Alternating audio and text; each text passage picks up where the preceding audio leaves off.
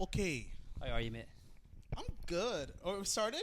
I guess, yeah. Is there no intro? Nope. Hello. Yeah, there's the intro. Oh, I gotta, I guess You were I doing the gotta. thing where you just sit in silence like this, waiting for it to start. I guess We're live. We're not live, we're, but we're. we have to be a bit more consummate professionals about this. You guys are 4 episodes in now. 4, yeah. From McVeigh's Casa. Well, technically 5 if you count the solo one I did that will never be released. I'd love to see it. I just deleted it off the camera. Presenting the 4.5 episode. Are you gonna ever post that? Well, I mean, I just deleted We're gonna it. call it episode 0. Presenting the 4th episode of McVeigh and Ray. Go with away. McVeigh and Ray at Casa McVeigh. It's Loxley. It's me. Good. Hey. How are you, mate? You good? I'm floating. I'm okay. Yeah. Life goes. Life goes. Life Yeah. is weird and topsy turvy and wonky, but hey, we do what we do. How long have you been doing comedy here for now? A year and 5 months now. Was that whenever you did the whatever it was, the thing that Madden's, the 1 the minute bucket thing? pull Yes, thing, was back it? when our Wee Comedy Club was running there, I did the wild card entry for the Belfast Comic of the Year. Yeah. And it was the Kill Our Wee Comedy Club special. So you go on 60 seconds and then you do a bit of improv with the judging panel. Weirdest judging panel of my life. Elvis was there. Yeah, Elvis was on the judging panel too. I remember that because it was like, who the fuck's this coming up? We didn't know who you were. And we were like, I had no clue about who Jelvis was, and I didn't know he was on X Factor. And after I found out, I didn't care. Jelvis is on X Factor? Was he an X Factor? He did some show where he was doing some auditions and everything, and he went on as the Elvis impersonator. That's how he got his big break. A big break. Big break of what? Sitting in the street? He big broke me. That's how you know he's made it. Outside my work every day. Yeah, Simon Cowell's yes or no doesn't impress me.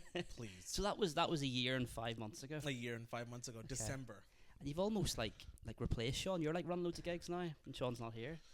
Fuck you, Sean. Sean's doing better. He's in Canada, so he's getting all the healthcare he can get. Healthcare? I presume. How do you find running all these gigs? Stressful, fun.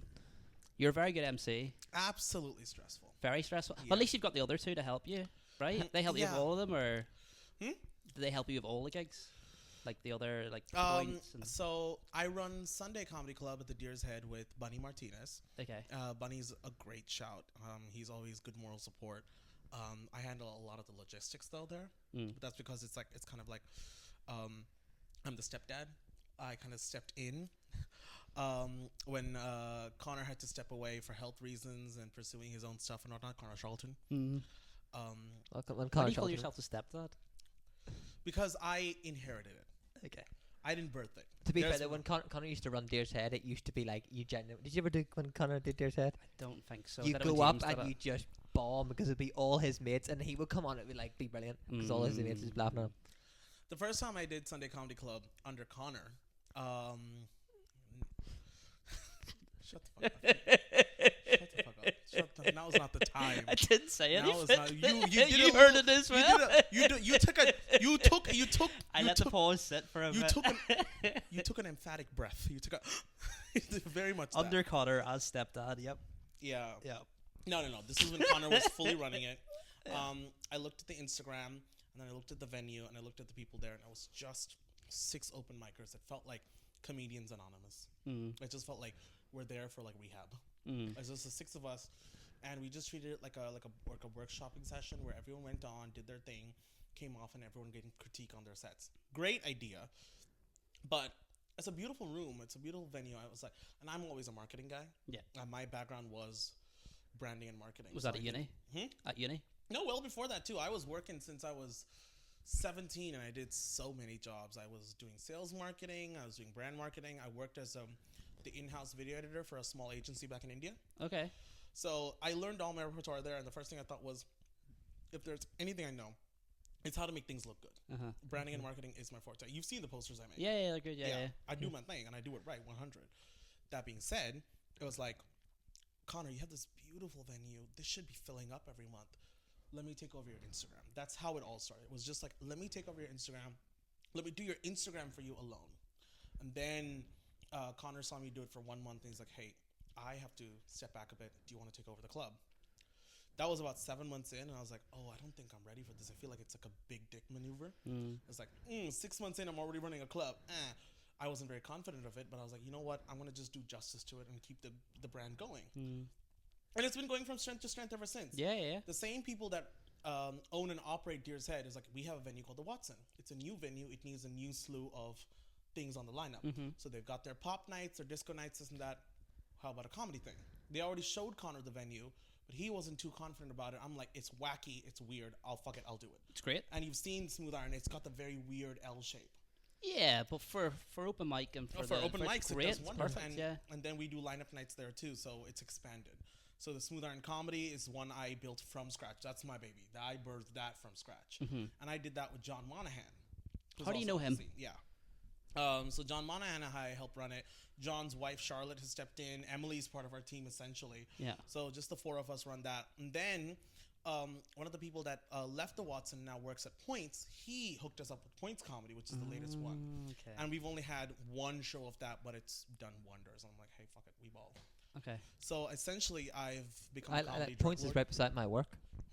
I work right beside Points. Where do you work? I don't know if I'm allowed to say, but I For work. legal reasons, it's near Points, but no Tesco's. No, it's not Tesco's. Do you know the? Haha, interesting. You can't talk about it, but you will talk about what it's not. I'll probably edit this out, but it's that building on music beside it. Don't edit it out. Don't edit Nah. it out. He works at Odd Music, people. He works at He Odd adds it Music. after. You know who else works there? I'm gonna make this footage so unusual. I'll keep on mentioning Odd Music. Please don't. But you know who else works there? Mr. Rory. You know Rory Woods, the comedian. Yeah. Rory Woods. Yeah. Remember Rory Woods? I do by name alone. Yeah. Name only. In my defense, I think the best. He subscribed to the YouTube channel, by the way. Don't forget to subscribe to our YouTube channel. How do you know John? How do I know John? Yeah. I literally met him in Madden's. Really? He was doing one of his first sets as well? He started gigging 5 months after I started. Okay. And initially I knew him through Kieran Power. Okay. Kieran Powers? I don't know. Power, I think. Kieran Power. Initially I knew him through Kieran Power. The fake sketch maker. Oh, yeah. Fake sketch maker?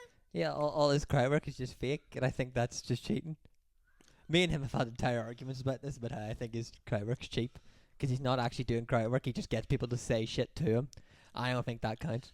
Most of my crowd work is fake too, if you think about it. I just do planned bits that the No. crowd kind of works into. He does planned bits is still okay. I think that's still correct. But he does this thing where he'll go up to somebody at the start of the gig and tell them to say something back to him when he heckles them. And you're like, Nate. Interesting. That's just social engineering at its finest. It's not. It's fucking lazy. And yet he gets the views. Yeah, to be fair, yeah. There's jealousy there.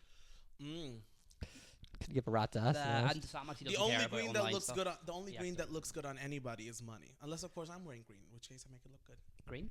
Oh, money's green. Okay. Envy Then, is green as well. that's true. I don't have any green ties. Also, if you wear green, immediately I'm calling you the Riddler. Immediately. That's why you don't. I'll only ever introduce you as the Riddler from then on. No, I'll never wear a green tie then. Good to know. Did you plan to stay here, or did you just come here for 6 months and you're like, I love it? I came for uni. Yeah. I didn't know what my future looked like. I was very afraid of putting both feet down and putting down any roots. Do you have roots now, do you think? Very much so. Yeah. Running 3 clubs, making my name very well known and all that. It's like, that's me planning to stay whether you like it or not. I'm inevitable now. And whenever you did that gig in Madden, was that like shortly after you got here? No. That was actually my own graduation present to myself. I graduated from Ulster.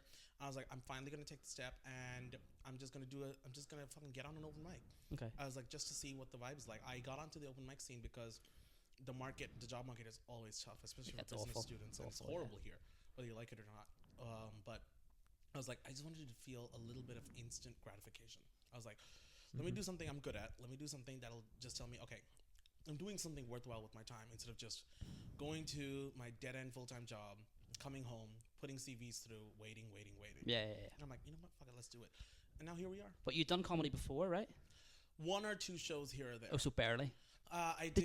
Did you not tell me once you did a club in India and like you had to stop your set mid thing because it just stopped, like it got cut? Did you tell me this? What do you mean? I did a few. Okay, so my very first ever one was back then. I didn't know even the concept of a stand-up comic. It's just like a Christmas market show, and people of all ages were invited to make Santa laugh.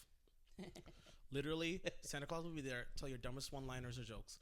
I stood on stage for 2 minutes, made him, and all this Santa was so obnoxious. He can only laugh in ho ho ho's, and I'm like, ugh. I'm like, you're just a middle-aged dude from Greenwood. Calm down. It was Greenwood in India. In L.A. I thought.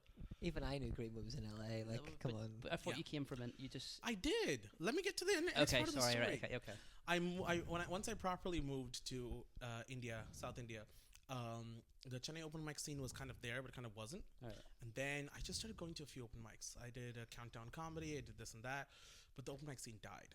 Literally because all the people running the open mics got married. Okay. They just didn't have the time to run open mics anymore. Okay. I'm like, Well, there can't have been that many then. Huh? There can't have been that many. 2. Right. Okay. So all 2 of them got married. Okay. All 2 of them got married. And the rest of the people on the scene kind of like fizzled. And I don't know if it was the political climate or just like the nature of being married and all that, just getting busy with their lives. Yeah. Because you can't do comedy seriously in India as a full. You can't do it here full time unless you make it big. Yeah. But in India, the threshold is even more. So like, Yeah. if you're doing the local scene, you're always having a second job, or like you have a primary, and this is just like your passion you follow on the side. Yeah. I don't know if you've noticed, but like in the last few years, there's been a resurgence, especially with a lot of people posting on Instagram and all that. So now there's a lot of stuff happening in India, where like people do a lot of shows and this and that, and they get their Well, the cred most from- subscribed YouTube channel is from India, isn't it? Hmm? The most is it YouTube with the most subscribers is an Indian YouTube channel. I'm pretty sure. An Indian, was an Indian T-Series. comedy one. No, that was T Series. What's Yeah, is that? T Drinking Series. tea. T Series is the Vivo of India. They What's just post Vivo? all the music. Okay. So all the bits of Indian music that you see in the movies and everything, they just post massive clips of that, and they get subscribers. The best movie clip from is you ever seen RRR? No. Luckily, Yeah. No, I haven't. you haven't seen RRR. I avoid it like the plague. It's a And fucking brilliant film. Is it a big Indian movie? It's Bollywood. It's brilliant. it's like your classic like masala movie. It's like big action scenes, Yep. brotherhood, camaraderie. Oh, like India, Fast and India. Furious shit. It was set in British era India, the There you British go. Raj, and it's like two like But loosely based in British area, and you're kind loosely Very based. loosely. allegedly based. You're Allegedly. sitting there watching, you're going, see, now I don't think they would have spoke like that. Like, it's like, there's the thing that makes it really weird is the English people are speaking Indian in the dubs. It doesn't make any sense. You're like going, they would have spoke English to it doesn't make any sense. So you watched the dub? Well, no, I watched it in Hindi with subtitles. Okay. In India or in Indian? Indian. Okay, no. You know what I India. meant? Yeah. No, I actually didn't. Maybe you've been to India. I don't know. Indian. Is this how So- we're finding out you've been to India? I Well, I'd haven't love been to to go to- India. I'd love I've to been in a go to India. Bollywood movie though, You've been in a Bollywood as movie? an extra. Yeah. Come on. No, I swear I'll send you. I know. You're not lying. It's just it's almost cliche. Well, how's it How much cliche? makeup do they have to put Every on you? white person I know, if they want to speak to me, is like, I've been in an Indian movie. I've been in an Oh, Indian you hear movie. that all the time. They just invite me to the wedding, or they invite me to this. It's like the two things white people love to be in is Indian weddings and Indian movies for no fucking reason. They're just there. I was an extra in Scotland for a long time, and just How much makeup does they put on you? To make No, you? I was meant to be English, on the English cricket team, because it was a big thing that Did you India not- did beat you not get England in the my final joke? in like the 80s. I just- oh, I No, I you do were get on it, that. but- Okay, I know. You which know that? movie You know you're that in. movie? I know which movie you're in. I don't need to watch it. I just know which movie you're in. Yeah, I'm in that one. Yeah, Good job. yeah. You're in a movie about English cricket. About English and They made a biopic about a certain Indian captain who was leading the first ever Indian team that won the Test series. Right? yeah, something like that. You were wearing all whites. Yeah, Yeah, it was a Test series movie, and that was a big moment where like cricket finally went from the English perspective to the Indian perspective. Yeah. Now India's like big on cricket, and that was the starting. Oh, from that. From that Test series is where like the whole Indian cricket economy came through. Well, I don't actually. Where are you? Are you from India? So I was born in India. Okay. I was raised for most of my life in LA. Okay. Yeah, and my So the family accent. history is very complicated. Okay. A lot of like Bayesian people moving back to India from the West Indies and all that because of the slave trade. And I don't know why I said that quietly, What is slave trade? That's fine. but they moved back, Have I and so just- it's like a very mixed family. But yeah, very much Indian. Yeah. Okay. Cool. So India, then America. Born in India, moved to America, moved back to India, moved to the UK. Okay. Did you ever do any of the comedy clubs in like America, like LA? Did you ever do like No. improv and? No. No. I did some theater in LA. I did theater and improv in LA here and there, but it's very much school oriented. Improv's for wankers. I'm sorry. Yeah. The And improv- every single improv person I've met in Belfast are all pretentious dicks. Think they're funny. I'm sorry. Improv people aren't funny. well, I mean, I can't You talk. gotta I like the ones that I've met. To be fair, I can't talk because I did start in an improv class and then moved to stand up. But what do I know? And look where life led us. Look for life's lettuce. But in my defense, hey, the improv scenes in LA, Chicago, New York is the reason we have SNL or In Living Yeah. Color or all that. So if Belfast ever has a chance to make that kind of show happen, where like they bring comics and improvs together, Well, it nearly happened with SNL UK, but then they just decided, oh, we'll copy the American format and not get comics that are from the scene. They just got standard British comics, which kind of annoyed me. British, Scottish, Welsh comics. I think there's another Irish well, comic there's. on there. No. What's the guy that Larry Dean's a comic? He's the only one I know though. I think I don't really watch that. What I'm saying is like the SNL should be for new people. There should be a new stand-up act doing a set every night. That's what they do with the American show, but that doesn't seem to be happening in the British show. Have you watched it then? I've watched it all. It was Okay. All Yeah, I know like is Belfast is prime breeding ground for like the future of improv and comedy. I really do. Yeah. Have you been anywhere else, like in the UK, to do comedy? No, I've just been in other places in the UK, but I fully put my feet down for comedy in Belfast. So even if I go abroad and do shows in the future and this and that, I'll always call myself a Like Belfast our comic. scene's so small though. Like to be fair, I had Is a it? yeah. I had a pretty cool thing at one the thing. Do you remember Listen, one of the nuances of the most boring but the inevitable part of running comedy clubs is spreadsheets. The amount of names I have on those fucking spreadsheets is ridiculous. Our scene is not small by It any is small. means. It is It's small. it's small It is by like small by like a thing. compared to like. Don't compare other it to places. London. London breeds improv and comic artists like it's nobody's. I don't know But London. there's I know I'd say Scotland. there's only about It's 100 massive. comedians. Oh, I it's only less know than about that. 100. Way less than that. Way less. You think Way it's less? less. I think it's more than about There's 100. less than 100%. I think we can easily hit Active. 100. No. Active.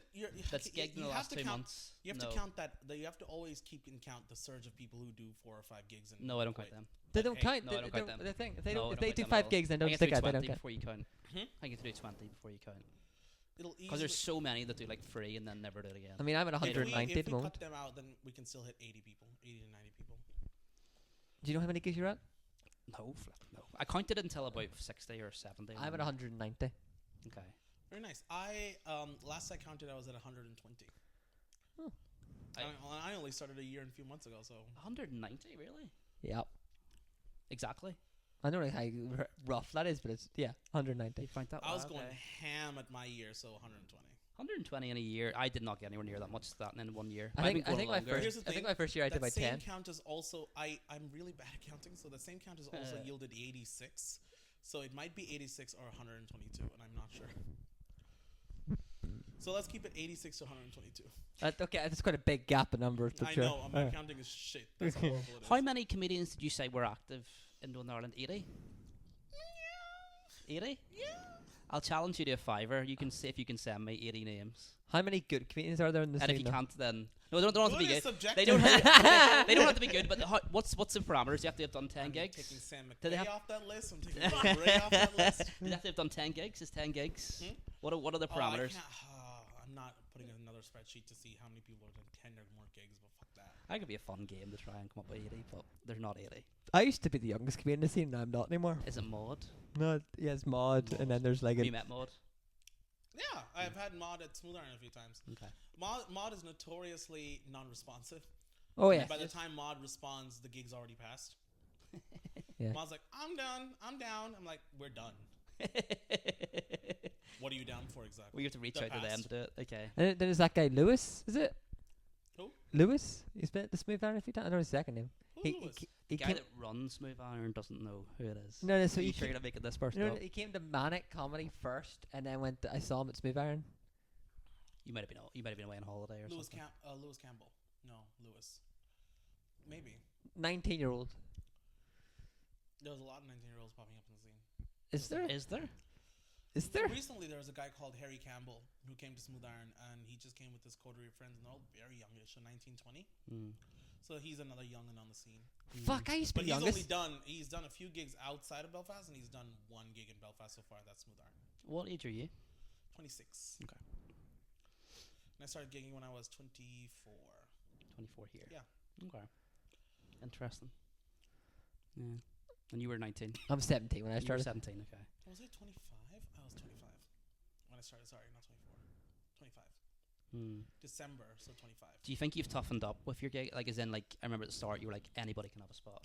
you've toughened up a wee bit on that? Or does Charlotte run a lot of that now? Just a process. Yeah. I don't toughen up on that. Okay. Like, there's a few things that happen. Is like, one, we created an unofficial ban list. Okay. We're calling it the wait list now because ban is too strong a word. Is And Declan there's McGillivray only on it? One, huh? Is Declan McGillivray banned forever? No. Oh, banned is in like you're not allowed to gig there anymore. It's a wait list now. It's Okay. along the lines. I call it the red list. Am I on So the it's list? I call it the red list. so You what were do you on mean it briefly. So it, I was on a You briefly actually for have what? it. You actually were on have the that? red list So very wait, so you briefly. have And a I'll tell you why. So the It's- three of you there's have only a one spreadsheet. condition. For breaking mic stands? No, there's only one condition for being on the red list. Going over your time. If you've done more than 3 continuous weeks, or no, 2 continuous weeks or 3 weeks in a row, we put a pause on your name until we can call you back next month. That's fine. Yeah, That's but the is there only any other condition. reason You're you get making on it like it's on the red list because I done something bad. That's what I For was example, you were on the red list, Emma Cadell was on the red list. She just kept coming week after week, and we're happy with that, but we need you to have different room experiences. Okay. We need you to go face different crowds. We know what kind of crowd Smooth Iron gets, but you need to throw yourself out there. Girl, there's a whole world. Boy, there's a whole world of things out there. Do your thing. I understand that there's so much like joy when it comes to a new room. It's like, okay, I can try myself in new spots, and you keep coming back. The only reason anyone's ever on the red list is because you've just done the room too many times. What other lists do you have? So you got the red list. If they gig twice. My and then hookup list? Do you have any other list? Your what? My list? hookup list You got a hookup list? has no comics on it. It's just my rotation. Oh, is in like people you would text? Yeah, you up, Okay. Okay. you up, wink emoji, water You need a emoji. list for that? How many people are on it? I just like keeping lists. How Fuck off. many people are on it? Currently 0, so I'm okay with it. Okay, okay. Yeah. Interesting. Yeah. Currently technically 3, but yeah. That's quite good. That's quite good. 3 is a decent rotation. There's nothing worse than sleeping through a you up text. It was very unofficial, and then we put a separate spreadsheet for it, not the hookup list, the red list. Oh, Red Jesus list. Christ. I'm not making hookups of a committee. Don't worry. I used to make lists all the time. Like I used to be obsessed with lists. Like there was a thing on Facebook where you were able to like list your friends into groups, and I had an A, B, C, D, E group, as in like I really like this person in the A's, and then I would have like decision move them to a B to a C, or if they'd like upset me or they were nice. My entire sets are in lists. Yeah. Like all my jokes are written down in lists. I would show you my list, but I left it upstairs. I can't go again. I have a joke Rolodex, which is basically like I have a joke book where I write the joke out in full, and then the Rolodex where I just list out the major points, and then bam, I have a card with that joke or that set put up there. Are you? Do you never riff? Do you never just go up and talk? 'Cause it seems like you do. That's how I started. Yeah. My comedy style is very much like my train of thought, except it gets derailed because I'm heavily unmedicated. So it's always like, oh, I start on this thought and I end up somewhere else, and that's how most of my comedy still goes. Except that now I write down a lot. What do you mean you're Yeah. heavily unmedicated? Do you feel like you should be medicated? For the ADHD, absolutely. Everybody does comedy as Fuck ADHD. off. There's a I think. reason I keep. There's a reason I keep like. There's medication on that cover if you want, but I mean, you can I have it. will take it in a heartbeat. You don't understand. Does it not make you like brain dead, like Ritalin, or is it not like rubbish for you? Yeah, it could, but that's why I'm on nicotine now. Okay. I put in a snuzz and then I'm on the Oh, the work. snooze. Yeah, I'm on the snooze. Oh no. I call it the snuzz because like I want people to be disarmed a bit. I'm on the snooze now. Comedy got me into the snooze. I'm not even Really? joking. Yeah. Just like hanging out with a few audience members after things. We're just doing shots, and then at the end of the night, he's like, "Hey, do you want to do my snooze?" And I'm like, Do you want me to add it to my new spreadsheet? experiences. I'm like, all the problems I did it, and then for the first time in my life, in a very long time, I sit quiet for 45 minutes. My first time on the snooze. 45 minutes. I just put it in for the next 45 minutes. I'm just like, just looking around, Sunflower of all places, and for every sentence spoken to me, I just said, "Oh wow," like that, like the guy Owen Wilson. Yeah, Just- yeah. I know the GIF. Yeah, I use that Oh GIF all the time. wow! Like they could have said anything. I'm having an abortion. Oh wow! I'm gonna keep the baby. Oh wow! It wasn't just you and this person. There was no, other people there. just the group I was hanging That's out with. okay, because that would be horrible for them. My friend my friends come out with me to hang out so they can amongst other things I can talk, but 45 minutes just silence is like, except for the occasional oh wow. 45 minutes later, Sunflower closed, and then we had to leave, and I just Irish goodbye. I know, I was thinking that as well. Sunflowers. Oh wow! I literally, the barkeep was like, "Hey guys, can we shift everyone to plastic glasses?" And I was just like, "Wow!" I just gave my glass across, and I just like carried From it. snooze? From snooze? The first time hits you. He had a very high strength stuff. He had like You get like druggy snooze? I thought it was just like, I don't know, like mild nicotine. It is supposed to be mild, Nick. Except it's I not don't think it mild. was snooze. I think this guy drugged you. Except This isn't snooze. I saw his packaging. He gets it from a tobacconist. He gets it like properly done, nicotine. And his was like 25 mg or something. Wicked stuff. And then I was like, you know what? I'm gonna make this a new lifestyle for me because a lot of comics talk about addiction and recovery and all that. I realized I don't have an addiction and recovery story, so this is mine. Of all the problems I have in my life, I decided one more would do. My addiction's wearing a suit too much. Well, I really It's a lifestyle choice, and I stand by it. I hate it. You don't wear suits day to day though, Nope. do you? No. There's one gig where he came in wearing a vest. Well, that's because I didn't know it was on, and then you just put me on the gate. I was like, yeah. I was like, I have to go on there. For the entire evening, I was just thinking to myself, this is not Sam McVeigh. This is Sammy Boy. This is Sammy Boy. This is Sammy Boy. I really want to do it again, just like show up to a gig, but I'm too scared. I to do think it. once in a while you should throw people off by showing up in a shirt and pants. I'm like, I don't have any gigs coming up to Do you do not it. feel and like- then you should just go on the stage and be like, hey, I usually go with Sam McVeigh, but today I'm just Sammy. Do you not feel like you're working when you go to a gig though? That you're not on?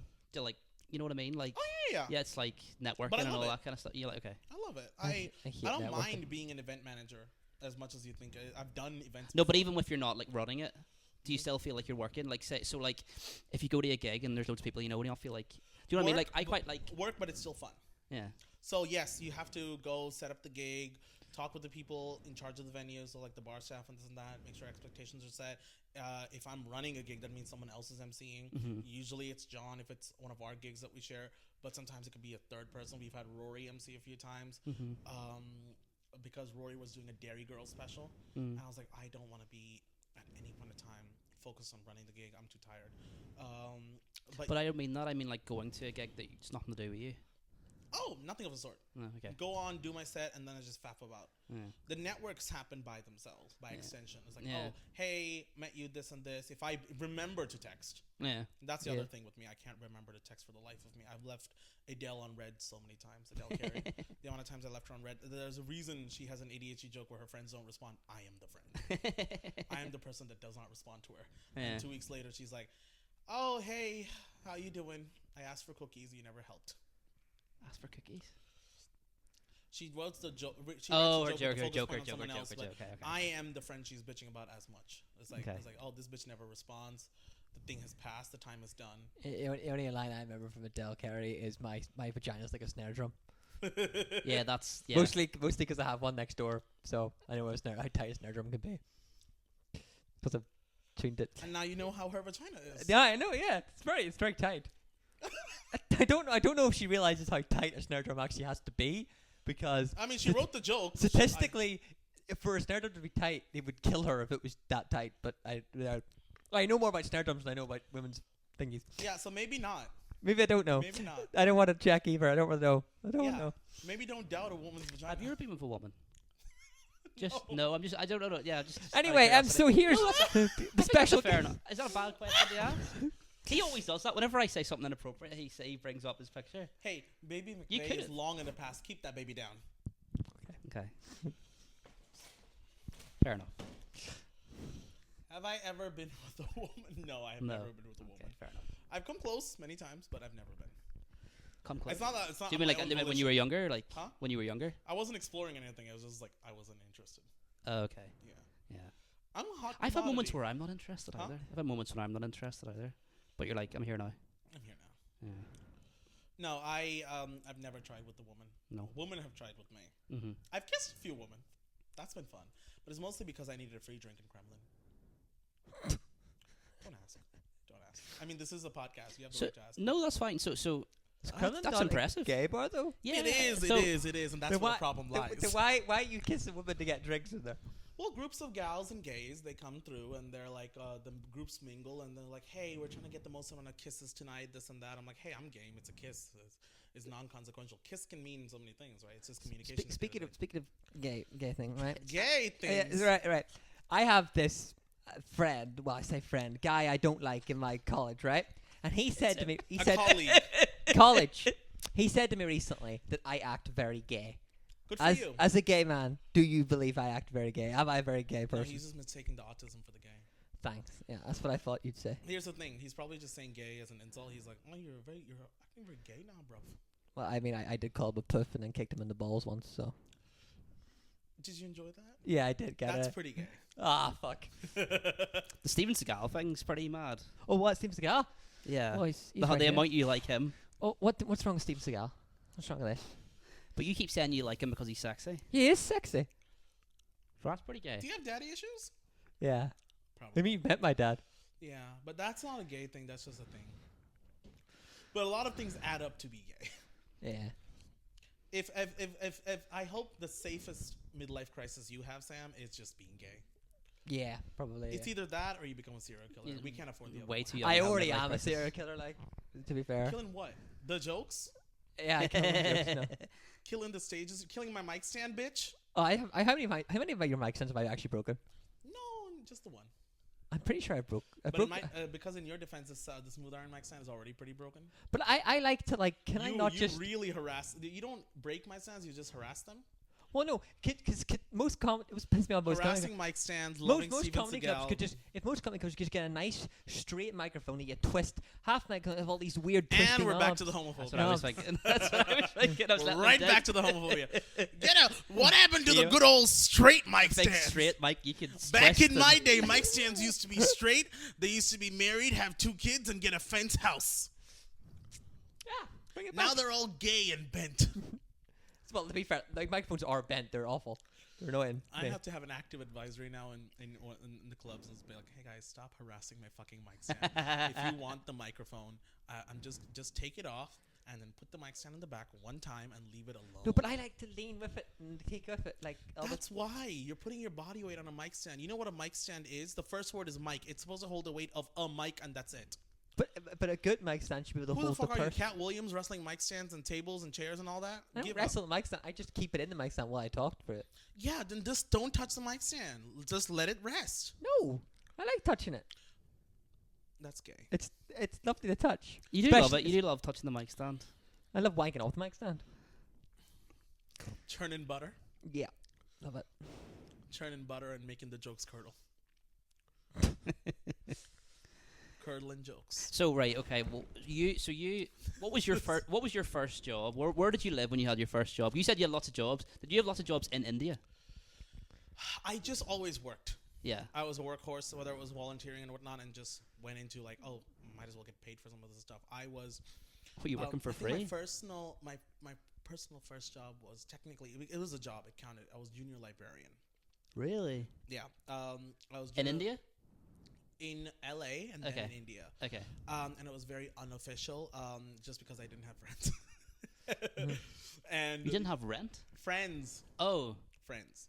You Okay. said rent You had no first. friend. You did say rent. Yeah. He did say rent. Can Okay. you believe me? The picture of sociability. So did hold not on. have friends. You didn't have friends, so you decided to work in a library where you can't talk to in people. high school, the school library. So you I had volunteered as no junior friends. librarian finally.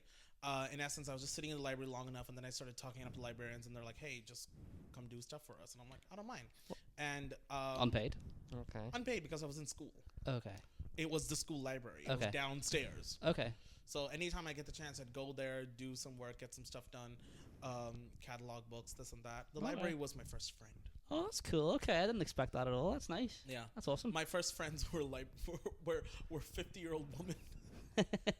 That is the That's most alright. nerdiest thing I've ever No, seen. do you ever still heard read a in my lot? life. Huh? Do you still read a lot? Quite a lot. Yeah. I'm a bit of more of an audiobooks and YouTube videos kind of guy. Yeah, everybody's attention spans So too. Yeah, like okay. so I can't. I love just a don't. good- I don't love even a good watch the. comic book though. I don't watch the YouTube. I still go for the occasional comic book, the mangas and all that. What's your favorite comic book? My favorite comic book is the first edition of Marvel Zombies. Whatever it That's a is, good you'll one. know all That's about a it. good, yeah. You know all it's- about it's- everything. Yeah, yeah. The Marvel Zombies compilation. It's a massive book that's a hardback. I have them all in separate issues.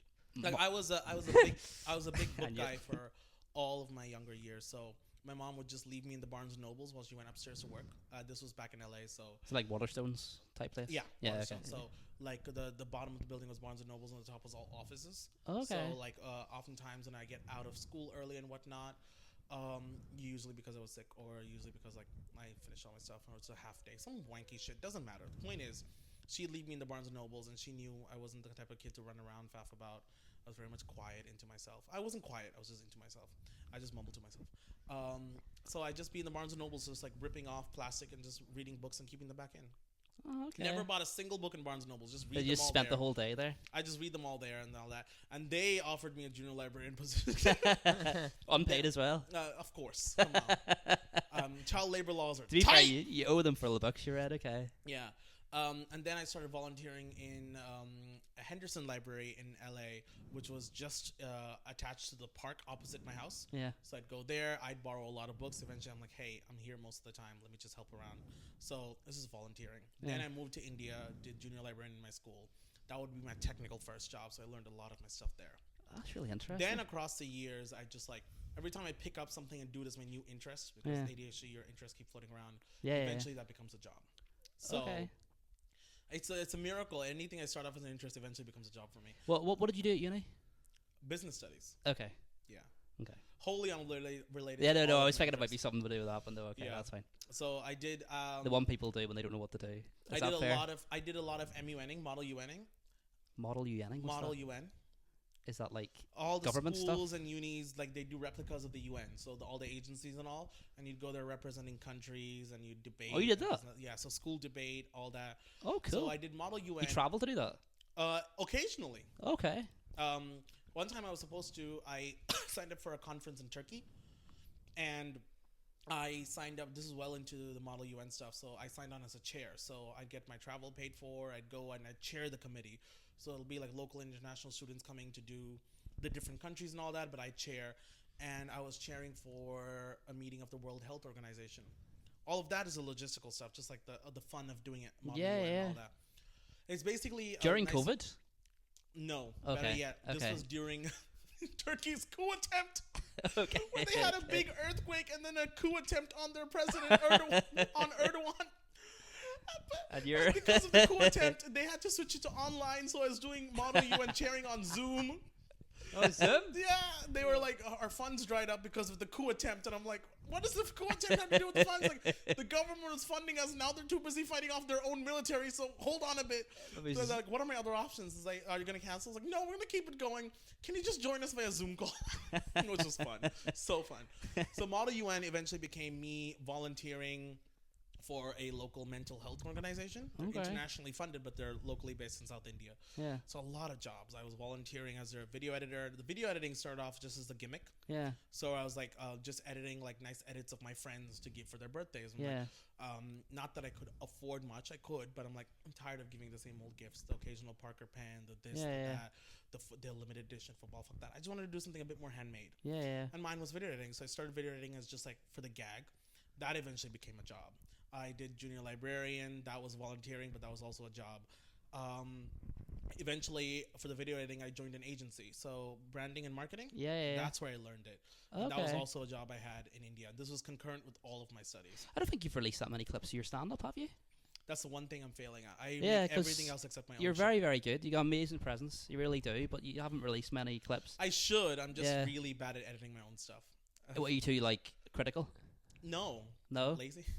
really. Yeah. I love it, but I'm the opposite. I love editing myself and keeping my thing. I love editing this podcast. I'm not very good at it, but I love editing it. I love editing. It's just that if it's for somebody else, I don't mind helping out tons, like my own clubs, this and that. I love Interesting. working on behalf of others, but when it comes to me, I'm just notoriously lazy. I'm the opposite. have See, the idea of so- editing someone else's stuff would be like, that sounds the most boring thing in the world. If it's me, it's like, time flies in. I don't know. If I'm editing anyone else's clips, I'm asking for money. Fuck that. Yeah, But it's yeah, like, when yeah, it comes to like promo stuff for the clubs or this or that, I'm hands on. I'm in 100% all Yeah. the time. Like that's me.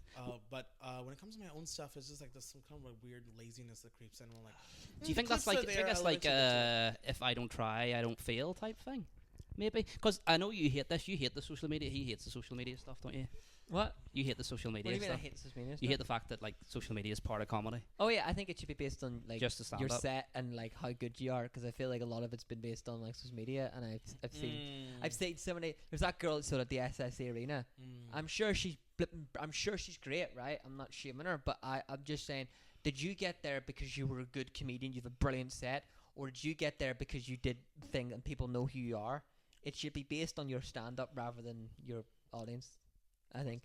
There's a new wave of comedy which is based on like posting your crowd work clips. Yeah, and but getting like massive crowd views on work to that. me, like crowd work clips to me is not stand up. I don't think it has That's to. laziness. I don't think it has to be crowd work either. It can just be your No, stuff I kind of agree with you, but not emphatically on that point. because it burns it. No. Crowd work misleads you. You're funny. If you do crowd work, you're funny. But I feel like that's a very easy way to get your attention and all that. But a lot of the crowd work comics then go on to get their own sets, get their own specials, get their stuff. And when you finally get there, you realize, your crowd work's great, but you don't have much of a set. Yeah.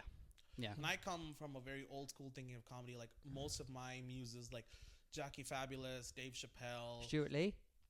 Stuart Lee, George Carlin, they have solid sets.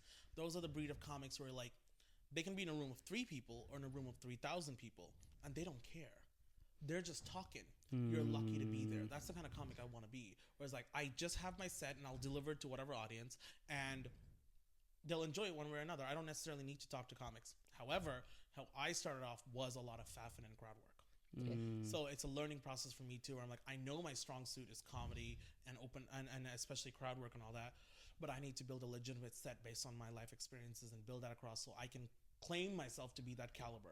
I can't have just watched and enjoyed it and do something completely Are you saying you'll different. maybe do more clips whenever you get better? Is that what you're saying? Nothing of the sort. I just have clips. My fundamental excuse is executive dysfunction.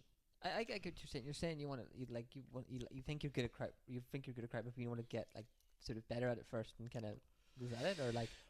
Because I know for me, for ages, I was like, I've realized recently, I'm very good at writing one-liners. I've always been very good at crafting a good joke. And, I've done one-liners since the start of my sets. So recently, I was just like, I'm going to make my whole set one-liners, and that's what it is to me. So, and then recently, I've been posting more because And we've seen the dividends of it. It's great. like, I'm more focused on my one-liners. I know my one-liners are funny, and I know what points aren't funny and stuff. Do you know what I mean? You don't necessarily need to be funny every minute you're on stage. I I want think to you be do, at though. that level. I will get there. We will all get there. But I found comfort in enjoying the silence and the people I understand. think as long as it's interesting. I hate I think as long as that, it's interesting. I think if it's longer than like 5 minutes, you can make it emotional or whatever. It doesn't have to all week. But, As long no, as but it's that, engaging, that's why I that's think fine. the Edinburgh show is going to work so well because You're you want to do different. the full thing. Mhm. He wants to do Yes, the full you story. and And Will I are going want to mine. Edinburgh I want. Fringe, woo! Yeah, I want mine to be. It's right there, the poster. You should come. Wait a minute. You should come to McNeil Ray Edinburgh. go away. Yeah. They go away from Belfast and they go to the Edinburgh Fringe. Shout out to Emily for taking those photos, by the way. Yeah. Yeah. Yeah. Fucking not tagging her. Bastard. Buy me a coffee. Buy her a coffee, please. I bought her a did. coffee I bought under her a co- fake I name. did buy her coffee. Did buy her coffee. I bought her. Have you? I didn't want her to You know. pay her for the thing. I I don't know. actually I pay don't her know. money, Don't know so- if you do. I didn't want her to know I bought her a coffee, so I bought her a coffee under a fake name. You got me. I didn't know. I bought her a coffee under a fake name. You should tell her that. You said you were thinking of going to the Fringe at Fringe? some point or a solo Yeah. show or We something. were just talking about this. Oh, before I got here. Yeah. Yeah. I'm always late. Now just to round up on the point, my ethics on how I approach comedy is completely different from the video stuff. That's just my view on comedy. My view on comedy is I value the old school comedy a bit more, where it's not so crowd work intense. You can just go on and do 40 minutes, 50 minutes of just your material, Yeah. and they're just glad to see it. I want to reach that level Because I feel that'll stand the test of time. The video editing stuff is simply because I'm lazy. Yeah. Like I'm just like, oh, it's there. I'll get to it. Yeah. Like, Well- oh, I could edit my video, or I could do this or that. That's what executive dysfunction is. It's like this is constant voice screaming in the back of your head, going, "Fucking do it! Just get to it. You have work Yeah. to do. This and that." I'm like, I'll fold my laundry instead. But do you think what I've been trying to do recently and stuff is I've been doing like the proper traditional stand up where I will add in alliteration and make sure my words, every single word works in the sentence I'm gonna say for my setup, so I can get a laugh during my setup. Do you do that? I don't get that close, but I test out just different variants of the same joke where I'm like reordering stuff and like seeing what goes well in which order, and then I'm looking over the last 3 times or 4, and I'm like, okay, I did the same set in like 3 different ways or 3 slightly different ways. It worked well in this crowd, or it is because of the crowd that it worked well, or is it because I ordered it that way? So I'm doing that kind of like course correction and everything. And that's a good place to be in. I think you're in a good place too in that regard. He doesn't do that. No, I don't do that. I feel it out. I feel it out, and I kind of learn it on and stage it shows. over time. It really shows. I don't think it does. Yeah, no, that is also very important. In that moment, you have to decide what kind of crowd you're in. I've done British and Israeli flag jokes for Protestant crowds. And I remember that gig. You just died. Like, that was really funny. I didn't die the whole gig. That joke died. Yeah, that joke was. But hey, I was the funniest in that gig. I was the funniest that gig because I threw my book into a basketball net. You threw your book into the basketball net. That got laughs, but I was getting the most laughs in that gig consistently. That crowd was riled up for me, so I was very happy with that. We're not trying to be competitive here, but I won. You definitely are being very competitive. I think I won that gig. I did better. It was a very hard gig. In that the crowd was just miserable and giggling.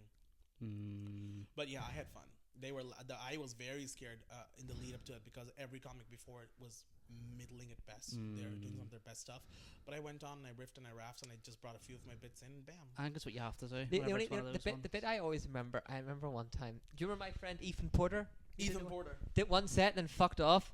He should do more. He should. I keep trying to encourage him to do more. I keep saying like, oh, Loxley wants conversation. He wants you to do more, but he won't do it. He was really funny. But anyway, I remember one time that night you did a joke about it was when the whole Charlie Clerk thing came out, right? And you were going. I have been. Here's the thing. If I'm ever, first of all, I have posted a few clips of my comedy. Yeah. I have. That's when I'm like, you know what? This is still fresh. I'm not gonna let it go to laziness. I have it in my phone. Let me just quickly edit it and put it up. Bam, bam, bam. You know what I mean? Yeah. I also put up that clip of me coming down the stairs that you recorded. Like, so there are some things where I just immediately go on and I do it. I have tons of footage of me. I just have to edit it and put it across. The Charlie Kirk stuff, I've specifically avoided for a different reason. I want the Charlie Kirk. I did the Charlie Kirk joke fresh from his demise. Within a week. No, but I remember at the back it was like we were sitting like thing, and it was type of thing where none of the audience actually laughed, but like all the comics were sitting. Because remember, was it Pete Giffen was there? Yeah, Pete Giffen was with Pete Giffen, and I turned to Pete and went, "Where the fuck's this joke going?" And then when the punchline came, all the comedians just burst out laughing, and the crowd was going, "What the fuck?" It was one of the best shows I've ever seen in my life. Yeah, that was one of those storytelling bits where like you're just building a lull into the audience. It's done much better since, where like I can feel out the crowd. I can occasionally get their energy back up in the middle. Yeah, and I really love that bit. I just haven't brought it back in a while. I think it worked better when you did it with the Palestine Israel. Because like that, I think that works better because the Charlie Kirk thing was still funny, but I feel like the Palestine Israel is even more controversial the way you say it. Because the end of that joke is actually just about Drumahoe. Yeah, the idyllic town near Derry, or Londonderry. Let's not alienate all of our audience. It's fucking Derry. I'm a Protestant. And for our French viewers, Le Derry. Le Derry. Yeah, no, I love my Charlie Kirk bit. I just haven't done it in a bit, but I'm gonna probably post a clip about it now that I remember it. I have enough clips of the Charlie Kirk bit that I can finally post it. But I was just waiting for it to die down like him. Why die down? Why not post it when it's mad? The entire gist of it is that I am posting I'm talking about Charlie Kirk's death, but I'm talking the context of how I saw it on Twitter. And the punchline is I saw it on Twitter because I went onto Twitter to jack off. No, and the punchline is that's not the man I wanted to see squirting. I thought it was. So anyway, I had my dick in my hand sitting there. Was that all right? Yeah, I was literally like, so there I was watching all this carnage and all this conversation about Charlie Kirk's death. And I was just watching it with my dick out, and I just look at the audience for like a full dead 5 seconds, and they're just like going, "What? Huh? What?" And I love that shock reaction. It gets a lot of laughs. It gets a lot more "oh." So then they realize, oh, he's on Twitter to jack off. Did you go on Twitter to jack off? I'm just tying two things together. No, I do go on Twitter to jack off, but I didn't go on Twitter that day. It's weird that you can get any. Yeah, why do we always go to porn on this podcast? No, I was just wondering. Why not? It came up. Porn is a robust industry with its own problems, nuances, and rich history. I mean, well, you watch porn for the story, don't you? Well, now you're bringing it up. The story helps, is what I'm saying. Story is not helping porn. It does help. I just Do you think it helps? Hey, I'm going to the market to buy food. You just stay home alone with your stepdad and make sure your homework gets done. We're going back to stepdad. You said before. I would love to be in porn, but I would love to just be one of those actors from the side. I just want to be like, no, Jared, why are you fucking my stepson? I'd love to do it. I wrote a porn star bit too, where I was auditioning for a porno in Northern Ireland. I've seen that bit. It's yeah. fun. No, I remember. A lot of mine is just thoughts I have that I write out. It's not necessarily true. I just tied two very close things together. Yes, Charlie Kirk's death was hugely discussed on Twitter. Yes, I go to Twitter to watch porn as well. And I'm like, oh shit. What if this is this funny bit where I read out where like, oh, I went on to Twitter to watch porn, but instead I watched Charlie Kirk get murdered. And the punchline is that's not the man I wanted to see squirting. So I knew what my ending was going to be. Yeah. Then I had to build a story. Yeah. I find I feel like I'm lying sometimes. I can't really do that. I do that sometimes, but not very often. Like, it's always true. Everything I say on stage is true. Well, I struggle if it's not. Yeah. That's very concerning. I mean, Yeah. I can't do any of what you guys just said because my jokes are very observational. Yeah. Like none of it can be like I can never really. Yeah, like the statistics jokes where you want to say men are gonna be in you, women I don't think want to be in That's you. that. Yeah. That was completely off the cuff and accidental. I started doing it again. I am telling you for a fact that cracked me up like nobody's business. I was wet. Wow. Thanks. I was a little wet. That got me giggling. No, but like. Because it's just so crazy. He's talking a joke about statistics, and then he starts stuttering. He's like, statistically, women aren't into me. Men are in me. Men want to be. Women are, and I'm just like, fucking hell, Sam, please keep it going. I thought the longer you just kept stuttering, the more. But you I know, just there kept was a laughing. guy at the front row of that gig that was like, there was a guy that was sitting there that like was controlling us. The guy in the Sam, blue I'm gonna give you the biggest piece of information about me, but also a little bit of advice. I don't remember a single fucking audience member in any gig I Okay, do. well, there was Ever? really. Only the people that come up to me and talk to me after the fact and hang out occasionally here and there I'll remember, and most of them end up being my friends, but then again they're in the scene. So like when Jarlet Who's Jarlet? Ooh. Jarlet hashtag Jarlet Hashtag Jarlet. Well, John was a performer and I barely remembered his set because it was Madden's, it was so long ago, and Charlotte was there in the audience along with Kieran Power and a few other of their friends. I barely remember them. They kept on talking to me, which is how I eventually remember them. Yeah. No, there was a guy. So there was, don't ever ask me about a person in the audience. I couldn't be bothered. okay, but there was a guy in the front row of that Accidental Theatre gig that's like, I found out later was like some like influencer guy.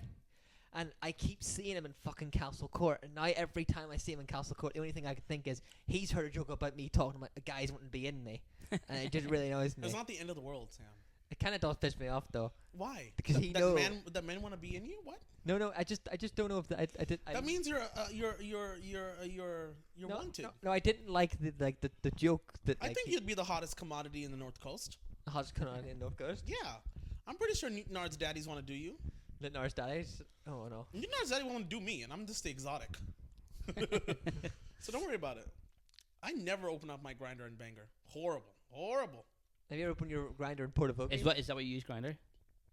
Huh? Is that what you use, Grinder? To hook up? Yeah, Yeah. yeah. That the grinder is like the go-to hookup app. Yeah. I don't use it necessarily. It's there. Yeah. I've never. kind of like it's I suck at the whole type of thing. I've never got any From Tinder? any dating From app any of them? or any Yeah. of them.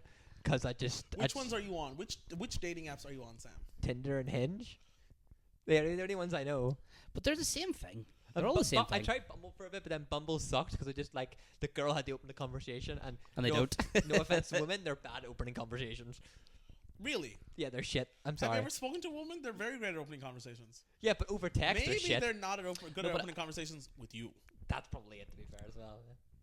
I think you do need to be like one of the top 10% guys to get messages on Bumble, no? Do you not think so? Like really, really good looking? Hmm? You have to be like really good looking to get loads of messages on. No, you don't think so? What are you calling Sam ugly? I'm saying maybe no, I'm not. I'm saying for me, I don't You really, I have don't really me use on it. the McVeigh and Ray podcast, and I'm defending McVeigh. I'm the guest. Hello. No, I'm not. I'm not calling them ugly. Stand by I'm your talking, friend. I'm talking about me. I'm talking about me. Like you need to be. I don't know. I just don't have I any hate you patience too, for Will, it. don't worry. Don't have any patience for it. I talked about that gig. I talked about my one Tinder date. It was horrible. If you think about the context of the larger pool and population, you're never gonna feel good about yourself. Yeah. A person matched with you for a good reason. They saw something in your profile that made it worthwhile. For the difference between a click and a non-click, they matched with you. That's the end of that. Yeah, but I They don't liked just you meet for people what in they real saw. life I rather than a never know picture. what I to don't say be though, because bothered. then like I'm always like, I always like, do you want to hear a joke? And they're like, yeah, sure. It's If you're- very boring. You don't Yeah, find it and very you already boring. messed up because you're texting. You can't hear shit. You want me to phone them?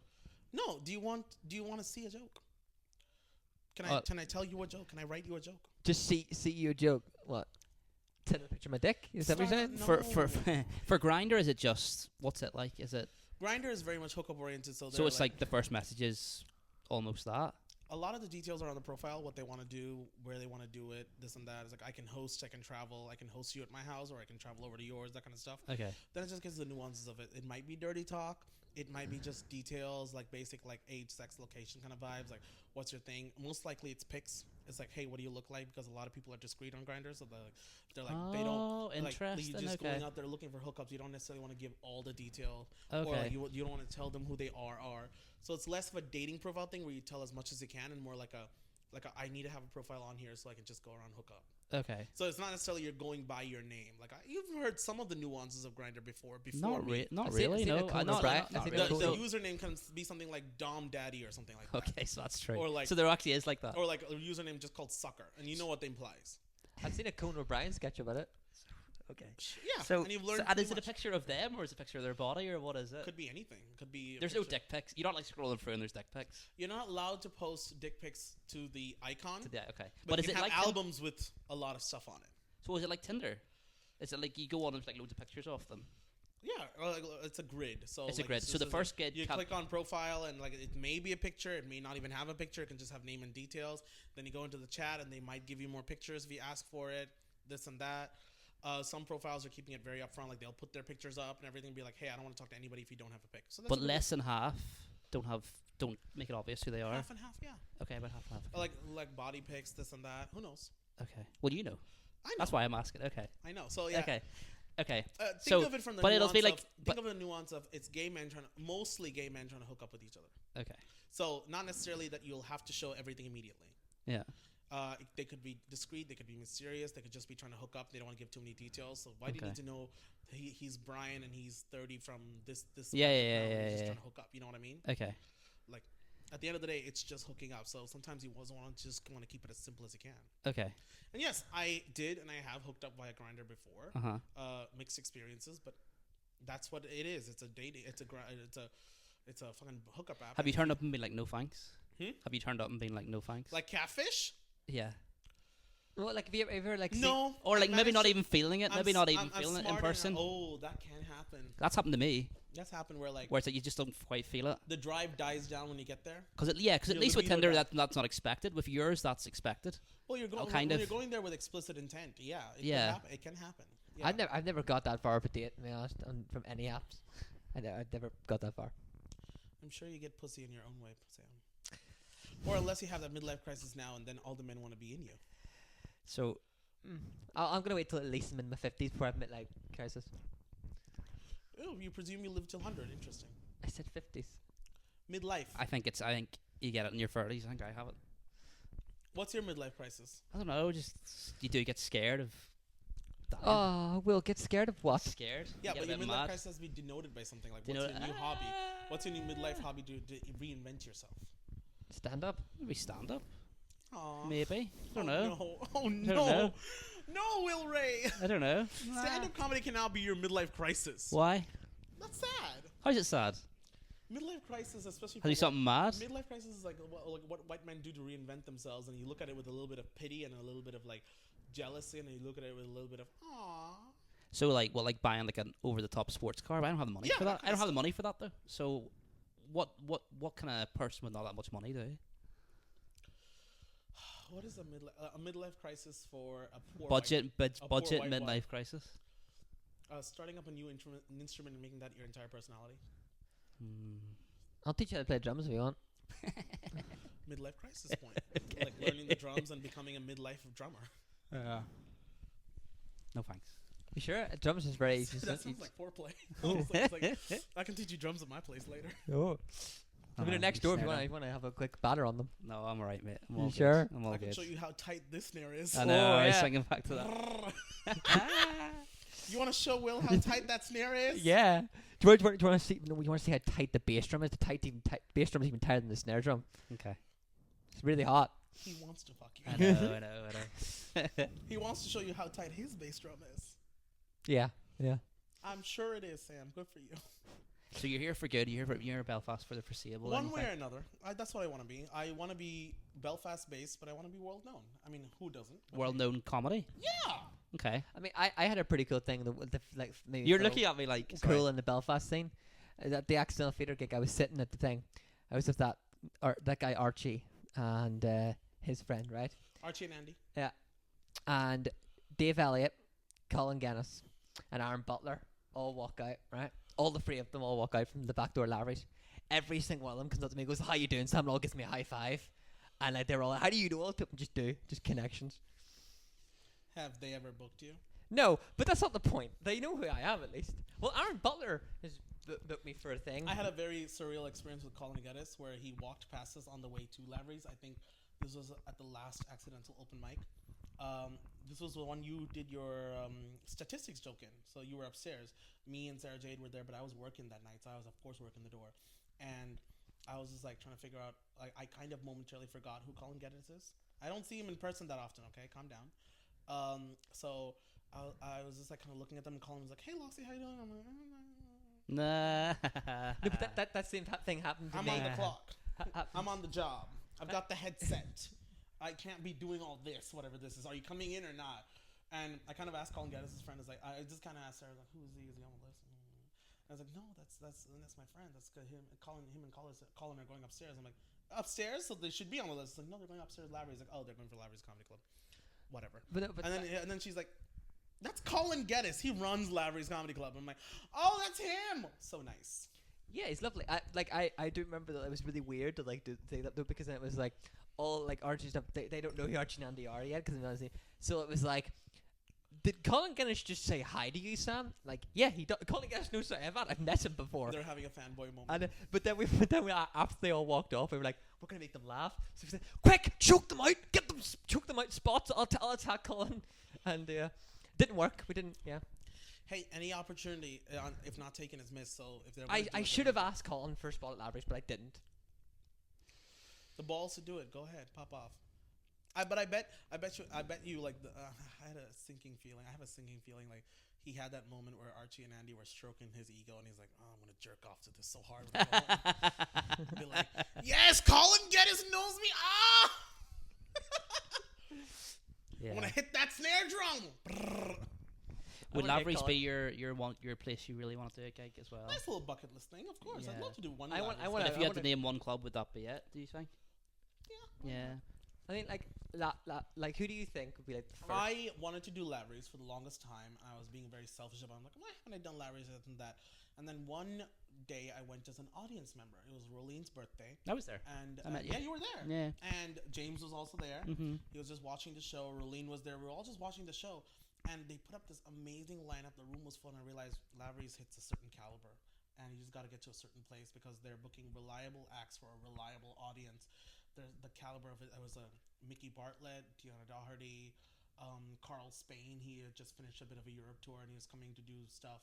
And even though he was doing new stuff, and then William Thompson was on, the whole lineup just start to finish just chef's kiss. It was just like they did not pull punches. They didn't try out stuff that lost the audience. Even if they were trying new stuff, they were hitting it in a certain way. Like the audience was just laughing and riled up. Mickey gave a master class in MC, and I'm like, I get why Lavery's is hard to book. It's like it's a very, very good room. Who do you they think the built a next good open brand mic reputation. comedian will be to get on Lavery's?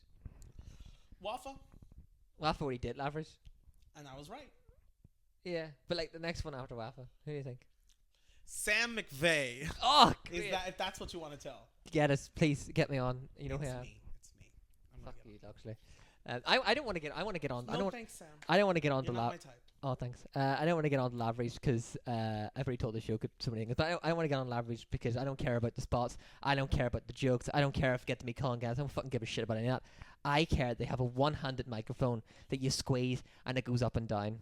You know, it's just thing. I just want to mess about with that all night on stage. And if I'm ever booked for Lavery's, I will genuinely do a full 5-minute joke about it. Have you considered that your sexuality is just whatever you have with mic stands at this point? Oh yeah, I want to fuck my stands. What I'm trying to say, that's what I love doing. The list of things Sam McVeigh has openly confessed to wanting to fuck: airplanes and mic stands. This is not boding well for you. Yeah, what can I say? I don't know. No, go ahead. I was finish gonna that. make a joke and say Finish that. Finish that. I was gonna like pansexual because I would generally probably end up screwing a pan. You haven't confessed about pans yet, so I don't know. You're in a kitchen. You haven't tried to fuck a pan yet. Yeah, could do that. It's after we leave. Oh, I don't know. Hopefully. I don't want to imagine that. Him hitting a snare drum and fucking a pan. That Unless you stay back for the drums experience. Drum lesson. You want to get banged on, Will? No, I'm alright. I mean, I'm I'm a okay. terrible teacher teaching drums. Tried teaching it before. Also, no offense to the whole like you're not my type thing, Sam. It's like you're definitely a twink. What's a twink? Him, What is it, like a small person? like semi-hairless, young, very lean-bodied, little to no muscle, that kind of thing. What would I be? Huh? Would I be one of those? Fat A fuck. nuisance. A nuisance. A nuisance. Is that's not a That's gay not a thing? term. That's I'm just okay. fucking you. Okay. I'm just And what are fucking you? Huh? Are you a thing? I think I'm technically in the territory between otter and bear. A bear is a big burly guy, mostly hairy. Okay. An otter is like on the smaller side, but like definitely not a twink, like a cylindrical body build and very hairy. So think it reflects in the Okay. name itself, otter and bear. Okay. So I'm somewhere between those two. Okay. You would be white, That's White fine. boy. Was You that like just be boring? White boy. Okay. Accessible and fuckable. That's all. That's what you'd be. I'll take I that. don't know. I don't know what kind of. It I'll does take that. reflect onto body type. And it's not that I have anything against twinks, Sam. Good for you. But It's you, just that- twinks aren't for you. Huh? Twinks aren't for you. I just feel like they'd snap. Mm. We try to do stunts in bed, and all of a sudden I'm hearing crack, snack, and pop, and it's like, oh, not the sounds you want. I feel like that with really small girls. Hmm? As well. I feel like that with small girls as well. That's not a gay Ew. thing. As in, like, I would think that if the girl was really small, that's the same thing for you. Oh, okay. What do you mean? Okay. Oh, is it I do it? No, I don't What, do what it. are you guys doing about? You doing the full-on being Batman thing with women and men just cracking their backs on your knees? Yeah, I What, mean, what age would you? A good you're amount s- of cracking does no wonders, so, Sam. so you're 26. What age would you go to? What would be your youngest age? Oh, the youngest? Oh, God. 23, 22. Really? That's 23? as much as I can go. Not 20 then. No. No. Fuck, I'm safe, thank God. Oh, you're You're safe, definitely huh? safe. Oh my you're God. definitely safe. Okay. Go fuck a pan. Okay. Go fuck a pan. What the fuck you mean you're safe? Interesting. Okay. I'm safe? A lot of mine has to do with I think I fall a little bit into the demisexual category. It's like I What need does to that mean? know a person a bit before getting Yeah. with them. Yeah. So that's, I'm very much Hookups like that. have become increasingly meaningless for me. They're horrible. So I'd like to. I really don't like them so at I'm all. more in the I'm in the date and mate era. But it's not a time thing. Feed and breed. It's not a time thing. Hmm? Like you can feel it in an hour. For No, me, no. I can't. It's not a time thing. It's just more of an experience. Yeah. It's like if you fuck with somebody, you fuck with somebody. Which is why the idea of that hookup thing sounds horrible to me. Going to someone's house and nah. Going to somebody's house randomly, this and that. I don't You've mind never the- seen them I don't before. It mind the just seems. occasional club hookup. You know what I mean? You meet somebody nice in the club, you get a little tipsy, you dance with them for a bit, and then you just like make out for a bit, and you're like, you gauge the vibe. It's like, okay, is this only like a makeout thing, or like are we going back home? I've done that a few times. It's been fun. I never do I that. once picked up in the city center McDonald's, the hottest man I Oh. picked up ever. He's just traveling in from New York. We were in different clubs. We met in the McDonald's. Emma Cadell saw me walk away with him. Literally, I ditched Emma and her group instantly. Yeah, We of got course. food, Yeah. And then like we were just in line waiting for our orders, and we just started chatting. And the next thing you know, like we're tongue deep in each other. In McDonald's. No, outside Oh, McDonald's and okay. then at my house. Yeah, because those lights are quite. Yeah. Hmm? The McDonald's lights, 3 in the morning, just. He was hot. He was hot. Okay. He was hot. It was Okay. like they'd look at me and him and be like, "How'd you pick that up?" And they're like, "What choices did he make wrong in life?" And I'm like, "Thank you, thank you. I was one of the wrong choices." But then I made him feel very right. I don't think I've ever had a good. Oh, best part of my time, I had to kick him out. Super. Ah. It was so great. We started making out outside the McDonald's. We barely exited. Then all the way but walked back home. And I was only like 10 minutes away, but still, to walk back home, we had to pause twice to make out. Then we went in home, did the thing, went to sleep. I had to kick him out because I had to catch a flight to Glasgow that very morning. Oh, I very literally cool. had to- Very cool. I had to You wait- felt great on that flight. Huh? You felt great on that flight. I was great. Sunglasses on. I don't have sunglasses, but yeah, drained. Okay, yeah. Drained and well done. Thank you very much. It was very surreal. I That's was like, class. Drained and well done. huh? Drained and well done. Drained and well done. I would like to be treated like a steak. Eat me up and then let me be. I can't compete with that. I don't have anything. Nah. You should try more. I Maybe. don't go out at all, really. Maybe. Yeah, it was the perfect club night. We just went out, partied for a bit. I had no expectations of the night. That we went to McDonald's, met a hot guy, we fucked, and then I had to kick him out. You ever speak again? Hell no, I don't even know who he is. He's from here, but he lives in New York or something. That's all the details I needed to know. And he's hot. So if they're super hot, you forget about that demi thing then. Huh? The demi, whatever. I was drunk. It was a post McDonald's hookup. We just Okay. had fun. What? We did the deed, and then I had to kick him out, and then I went to take a bath. I came downstairs. He was still waiting outside my door, and he's like, "What happened?" He's like, "Oh, I forgot my burrito. Like what? I forgot my wrap." We left the food in the fridge because there was more to Well, you eat. had a bath. I took a shower You took a shower after. because I had to prep for the flight. Oh, okay, and he was still there. I had to clean out all the cum. Right, okay. Okay. I'm kidding. No, you're not. Huh? No, you're not. We'll never know. No, I had to take a bath because I was taking a flight and I was gonna go for one day. In But it makes no Glasgow. sense to take a bath before a flight. A shower. I use bath as the catch-all term. I took a quick I shower. guess you don't want to come whenever you're clean going up. through security. Yeah. It's like, do you have any undeclared items? Like, I don't think you want to declare it. I don't think you'd enjoy the cavity search because it'll reveal more details. But yeah, no, I had to take a shower. I came down. He's still there. I was like, oh, I forgot my food in your fridge. So I was gonna eat breakfast anyway. So he came back after I kicked him out. We ate food and then we walked to Grand Central and we both caught different buses and bounced. That was it. No, He lived, don't have them on he socials got or this, anything. He That got was this little Just Hotel thing near Grand Central, so it was still very much on the way, on the walk. And we talked here and there, which is how I found out. He's from New York. He lives in New York, but he's from here. This and that. He wanted to make a lot of conversation. In the end, I think he may have wanted to ask for my number or my Instagram. I was like, I'm on Instagram. And I plugged in my socials and then I fucking bounced. He may have followed me because I only got one follow that morning. right. Okay. And it may have been him, but I couldn't be bothered. He never texted. And why would I bother? Yeah, if he's A in New hookup's a York. hookup. It's fine. Yeah. Okay. And then I went to Glasgow and I had the best day of my life with my best friend who came over from New York. So my day started with New York and it ended in Glasgow with New York. That's class. No. My day started with New York coming. My day ended with New York coming here in Glasgow, but my day started with New York coming Very good. in me. That's exactly what I was gonna say. I was thinking that for the whole thing, and then I actually said it. From New York to New York. That's why they make so many songs about that city. New York, New York. But it was more San Francisco. They make loads of things about. Hmm? It's not more San Francisco. I've never had San Francisco in me. Never have I. I will one day, hopefully. You want San Francisco in you? Is there lots of like clubs in India, What kind of clubs? like nightclubs? Yes and no. Alcohol in the club scene is very restricted in India. Okay. Certain states they don't have like a party scene at all. Okay. House state parties are very common in India because people just buy booze, party up in the house, all that. So of course the usuals happen in houses. The Yeah. occasional like people sneaking off to make out in the corner, this and that, orgies.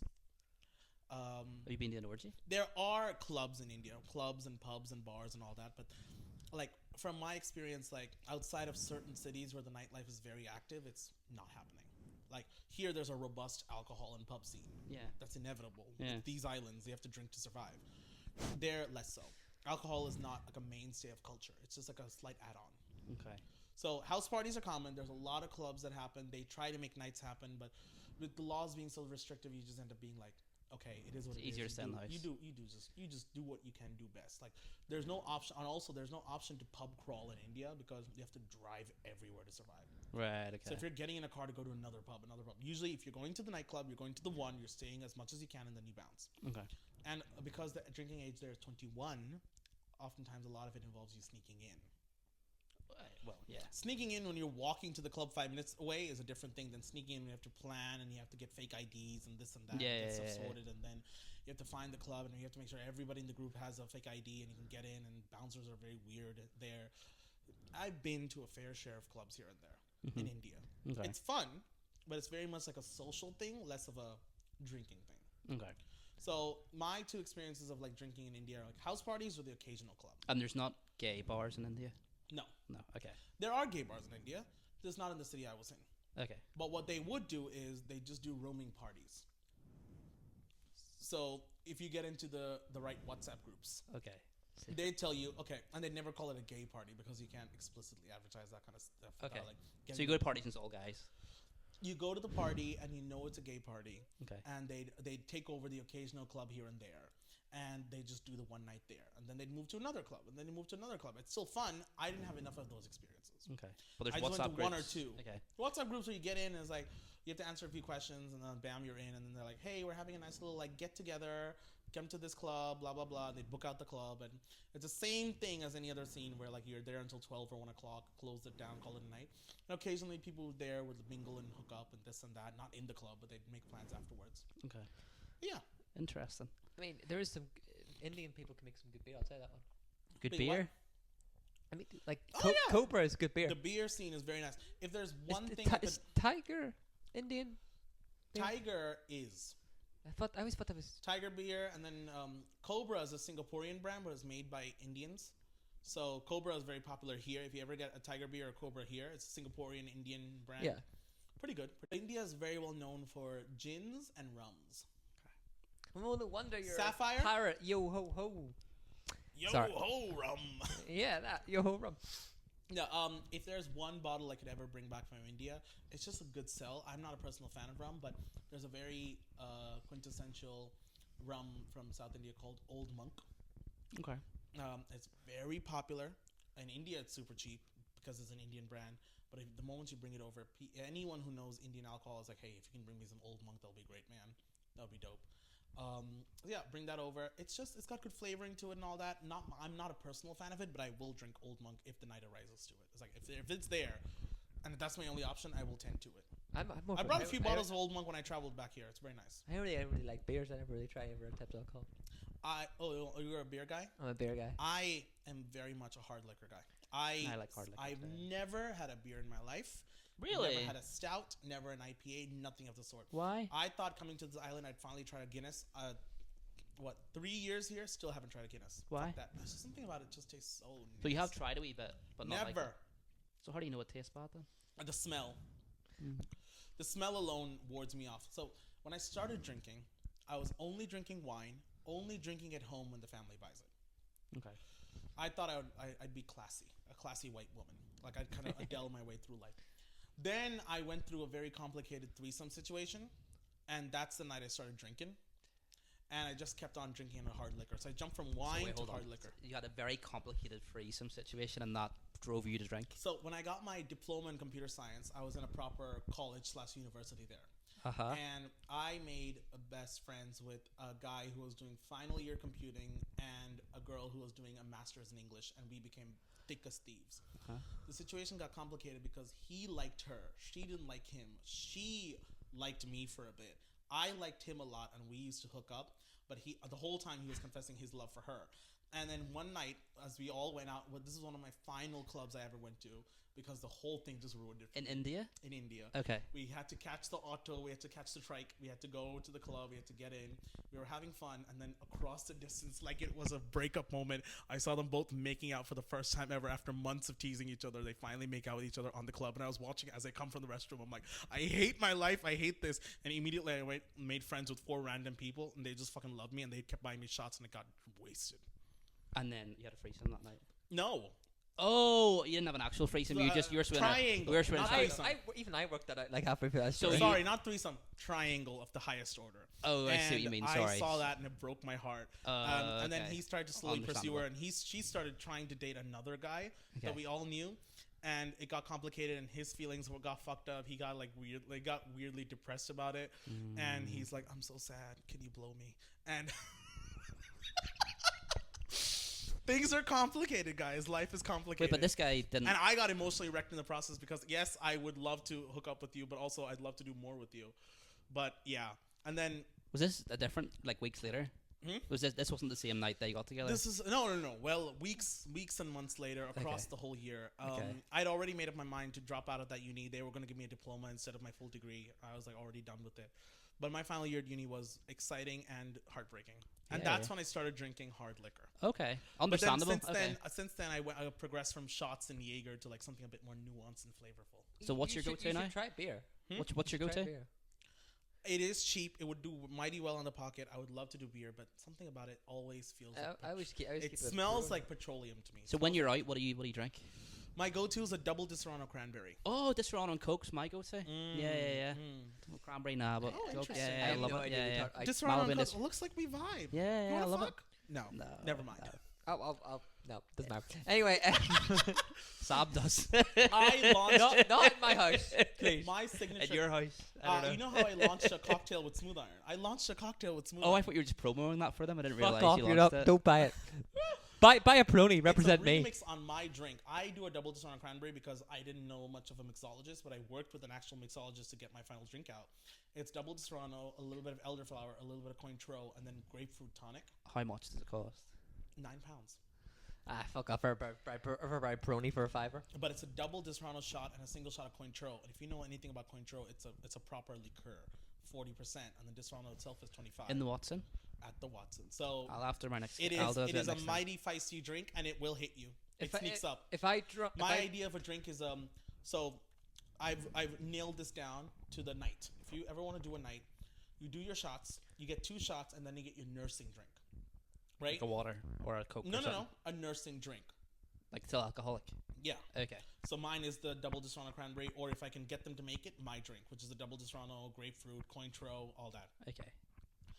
You get your nursing drink, you get your 2 shots. You do 1 shot immediately, right? Uh-huh. You take a little bit of a sip of your nursing drink, have a little conversation, take your second shot, nurse that drink down, finish it. Then you restart the cycle. The nursing drink sounds quite strong does as not well. sound safe. You got to keep it through the evening. You got to keep your buzz up. You can't be over. You can't be under. Okay. If anyone's suggesting group shots and all that, cut down one of your shots immediately. Because Right. if you know the group's going to do shots, that's your second shot. Then you pace yourself through the night. You plan out your shots accordingly. If you're smart about it, you're the one planning the group shots. So You don't know- plan this the whole way through. Surely, course you surely do. this lasts for one round and then you're fucked and then you're just doing whatever. If you do it right and you're a social engineer like myself, you keep the group tight and together. You keep them wet and supple, but also tight and on board, Like a snare drum. like a snare drum. Oh my god, Jesus. Tighter At this than a point, I snare. might as well just go get the snare drum and just hold it. Stop it! Don't tease me like that. You want to see the snare drum? Oh no, please, Sam, stop flirting with me. Do you want to see it, snare drum? No, stop it. Okay. No snare drums. You sure? This episode is just gonna be titled "The Snare Drum," tighter than a snare drum with Loxley. Tired than a snare drum of Loxley. Adele, I swear to God, I didn't see all your jokes. Sam just keeps bringing up this fucking snare I drum. didn't bring up the fucking snare. You keep bringing up the fucking snare drum. You brought up the snare drum right now. Yeah, to be fair. Right now, yeah. I could go take a picture of the snare drum and then put the. Actually, that's a good idea. Just insert the snare drum every time you can in your editing. Fuck, I hate it. I hate doing that. You just said my favorite thing to do is editing my own clips. He No, actually, but he I does- like he actually editing. doesn't edit as well. I edit. No, you don't. You edit all the audio and then I edit some of the other stuff. Okay. I had to cut out loads of stuff from last one. Why? What did you cut out? I haven't listened to it. Loads of you rambling on about shit. Oh, Jesus, right, okay, no worries. This episode of McVeigh and Ray Fighting is brought to you by Sam McVeigh's snare drum and the Smooth Operator, only available at the Watson. It's called the Smooth Operator. Yeah. Okay. Is there anything you want to promote? Hmm? Is there anything you want to No, promote? I just wanted to sneak in. Are we ending the podcast now? Oh, we don't have to. We can keep How long going. have we going for? No, we've had plenty of. I don't think we've had that much time pass, have we? I don't know. I have no idea. What is the time? 8 o'clock. 9 o'clock. Have we been talking that long? When did we start recording though? Like 7? No, it can't be. Let's say. No. We had a lot of things to do in between, so there's no way we started editing then. An hour and 20. We'll be 1 hour and 20-ish. Hour and 10 maybe. I like how we've been aimless, but we talk so much. Great. Hey, let's I'm end trying on to think- let's I'm trying to end on a note. I'm Let's trying to think. end Is there on- anything I? Because I really like the reason I really like these is because I don't think I know you very well, and this is a good excuse to get to know you. But I'm just Thank you. What have you learned about me successfully? You like tight snare drums? I don't like tight snare drums. You have a snare drum. People like tight snare drums. I make observational commentary on tight snare drums. Genuinely, Should we invite Adele Carey on so I can show her my tight? No, never mind. That sounds so you can bad. wait until we go, and then you can. Your best and laziest approach is just take a picture of the snare drum and insert it whenever. I was genuinely really interested in the library stuff. Like, no, I actually was. Like, I didn't. This it was nice. Nice to hear Is someone's there ever a told backstory. you Like, that it you really, laugh- it's you really laugh nice. like a Like, bond you never or normally something? tell me that surface level I on a think- gig, so I was interested. And I like that. Yeah, it was cool. My dream career here would be like, yes, Sexy I'd like to librarian. get into like a marketing agency and all that, but once the comedy really kicks off, I just want to sign up to like a local library and just like or NI libraries and just. So like, once work. the comedy kicks off, you want to be a librarian. Once You want to the be like, I'm doing well, librarian. once the comedy kicks off, like I just want to be. Well, I think I'm in an ideal position, either a library or like just keep volunteering at accidental theater. So like occasionally I come in for front of house shift or like just doing some admin work on this and that, just getting stuff sorted. Or the library where like I occasionally go in, do a shift and like, hey, I'm available in town. Does anybody need me to catch up on their shift or whatnot? I think Tiff does something like that. Good for her. Just like if you message her, she might be able to help you. I don't She know. might, yeah, but she might consider competition because she knows I'm good with the spreadsheets and the books. I feel like there's more spreadsheets that you haven't mentioned. Spreading sheets. I want to know who else is on this like bat list. Oh, it's just that they've gigged twice. Spreading sheets and spreading cheeks. That's my life, baby. I thought it was more juicy than I thought, but it's just if you've gigged twice. I thought it was like this part did something I didn't like. Seriously, Or is there anyone that's like on the bat list or like they'll never? Nobody's on the ban list currently because we've gotten really good at like making sure people come back a few weeks later. No, but like, is there anyone like for being bad. The red list. It's the red list. Is there a red list? No, that's the red list. The red Oh, okay. list. But is there anyone you will never allowed to come back to any of your clubs? If you can censor this out, yeah. You don't have to say who it is, but there is somebody. Declan McGillivray. I thought that, yeah. He's And not. it's for- Don't worry. it's He's not not going to for- watch this and it's podcast. not for an ego reason or any of the comments he made in the clubs, which he has made quite a few comments. because- Like what? What has he said? No, he's What the fuck has he said this time? He's Because I pissed- remember one time. he's pissed off other club runners for the very simple reason of he makes comments on other acts on the lineup and he makes very snarky comments about them. He's like, I like this person, I don't like this person, and good for him to have his opinions, but I didn't Keep them to ask yourself. who I you mean, like yeah. and who you The didn't. last time I took It's like, Declan I Radio- don't need to know about who you like and who you don't like when we're just about to perform with them. You don't have to have good camaraderie with them, but just get your thing and going. My only reason for not wanting Declan McGilloway back is for the simple reason that he's canceled on me too many times. Fair enough. That spot could have gone to someone else. I've literally had people in DMs saying like, "Hey, I can rush down real quick." I'm like, "Sorry, our lineup is full. We want to support the acts that showed up on time and texted and be like, "Hey, I wanted time there. I'm coming from a distance. I get it. Travel's gonna be difficult, this and that." But Declan's just canceled on me too many times. So I've gone to the point of I usually have a habit of just texting people and telling them, "Hey, there's a spot available this week, and this week." Now the clubs have brought enough of their own name where I'm like, "Hey, can I have a spot?" And then we give them a few dates and bam, you guys know this already. Yeah. Yeah.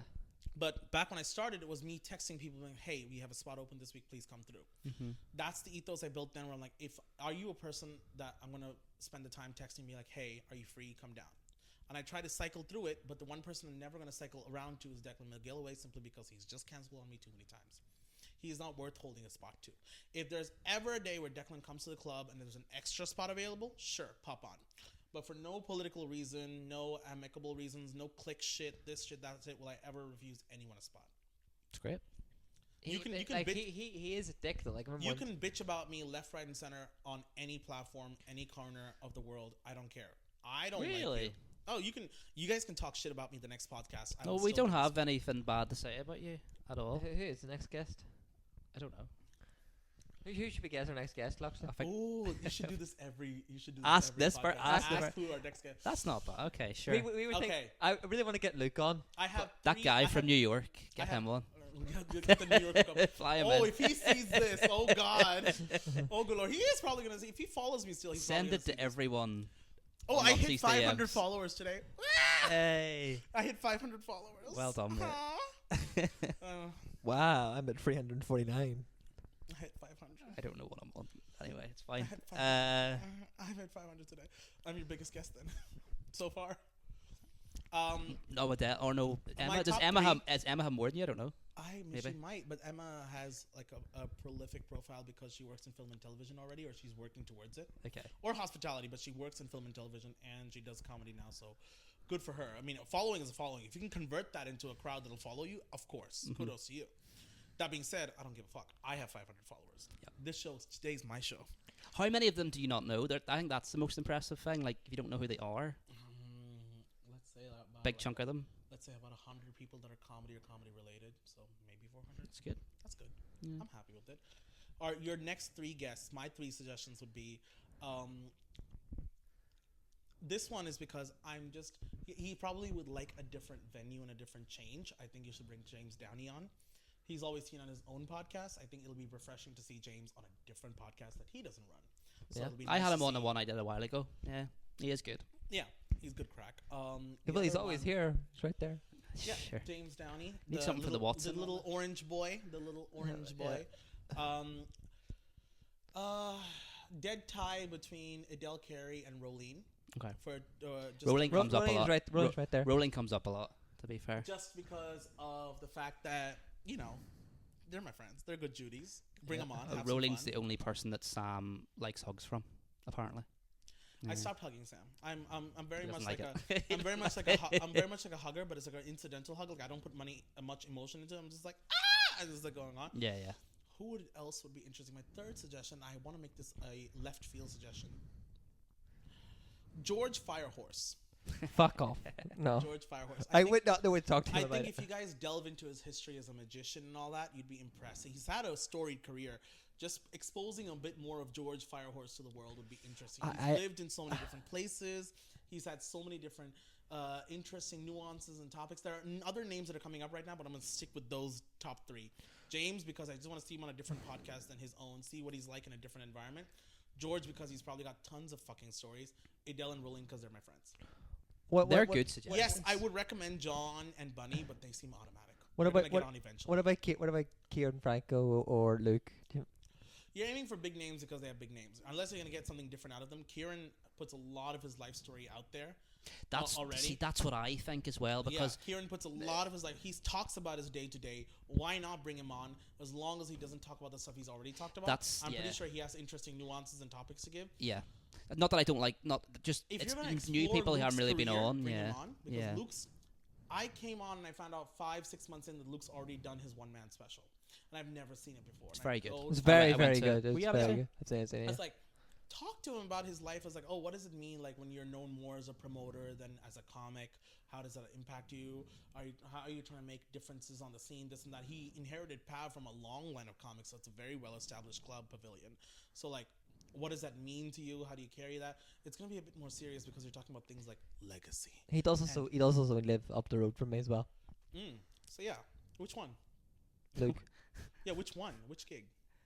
Luke He McGibbon lives lives near- like he right lives up. Lives. Yeah. So that might be the number Which one reason house? to bring him because he's right here.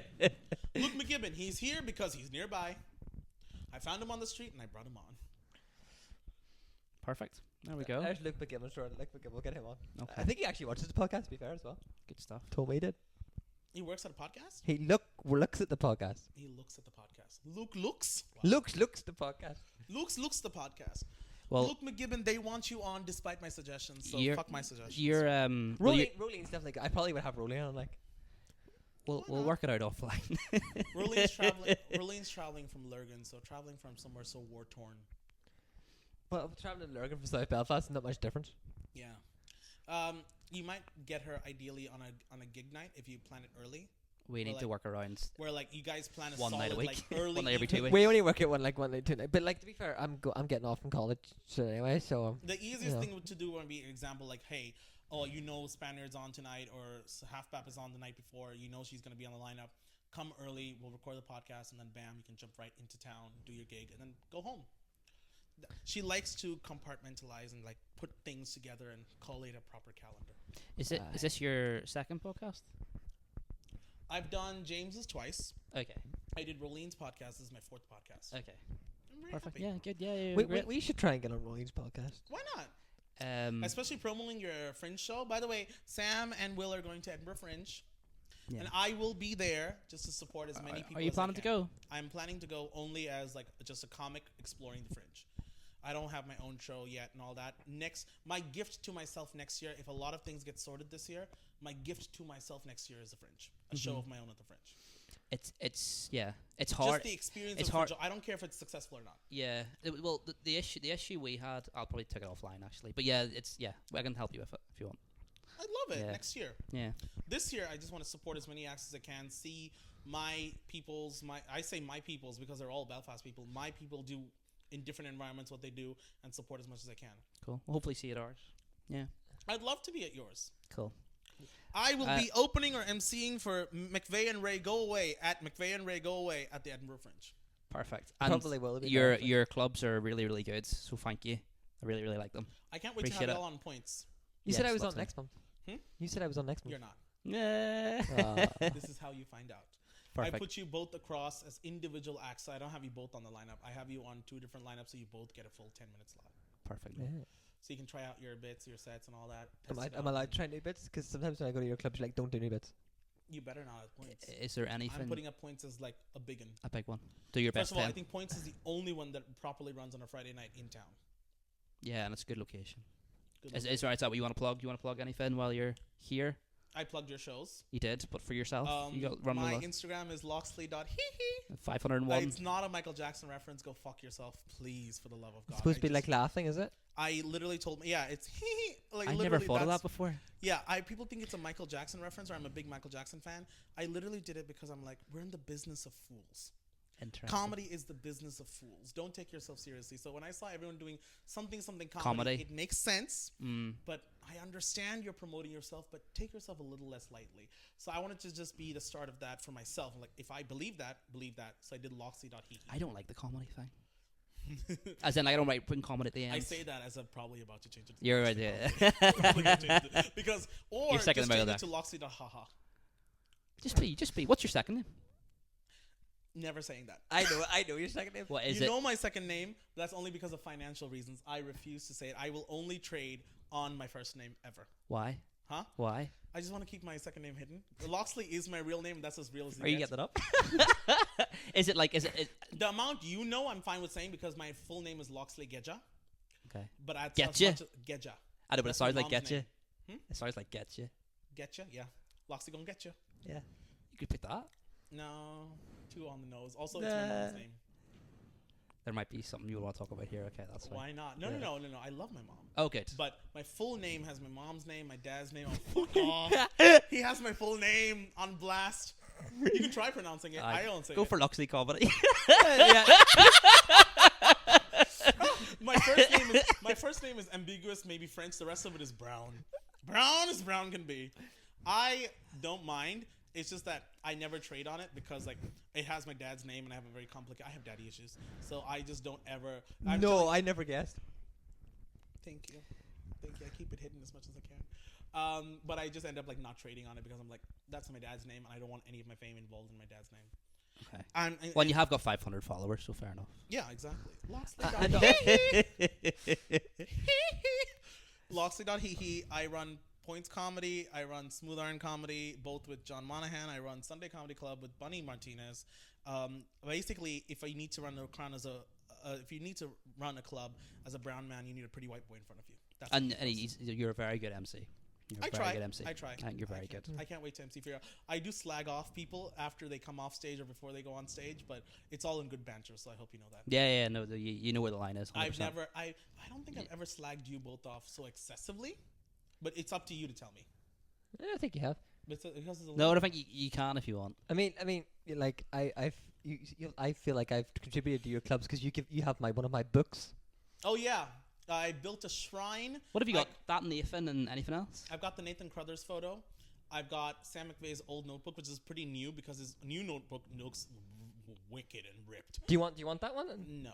No, see, I can give it to you if you want. Like I don't use it anymore. You should post that as a clip. The basketball thing. It's very good. Anyway, just stop throwing your books to me. Throw them on the floor. What else have you got? I've got an inflatable tropical tree. Who's that from? Bunny Martinez. One of his times as MC, he just gave away stuff. I was there. Yeah. And we've got our award for best new comedy club. Except it's broken in half because we already broke it. Oh. Mine's still intact.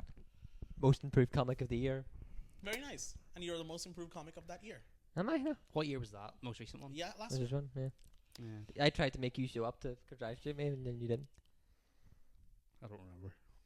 I was busy, maybe. I don't remember. It was a little while ago. January. It was just the Pav Christmas do, except it happened in January. I'm very happy it happened in January. January's good. Yeah. Felt like the Oscars, except nothing happened. It didn't really feel like the Oscars at all. I think I did my best speech there. I used exactly 0 words. I'm yet to post that clip. I'll probably post that clip. Post more clips. Post more clips. Okay. That's my objective for this. I think my speech was just, I'm so glad I didn't get stuck in traffic. You can walk here. Is that the joke? And I just all things considered, you do look like a man who drives, except I know you don't drive. No, I don't drive yet. You're driven around. I should learn how to drive. He dresses like a businessman. That's passenger princess. Yeah. If I learn how to drive, watch out.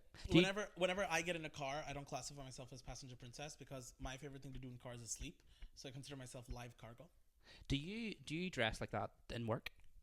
Like this? No. In college, do you dress like that? No. Okay. Cool. I mean, yeah, he'd walk into the classroom and they'd be like, "Oh, our RA is here. Please help us." Well, no. I would wear a dress shirt like normally. Yeah. That's pretty snazzy. But sometimes I wear a tie as well. I dress up a little formal sometimes. You saw me at the PAV Awards. I dress up formal sometimes. I snazz it up once in a while. Yeah. But I like to keep myself like tropical casual. I mean, I am planning now. See for the next gig you book me for, Loxley, I'll show up in t-shirt.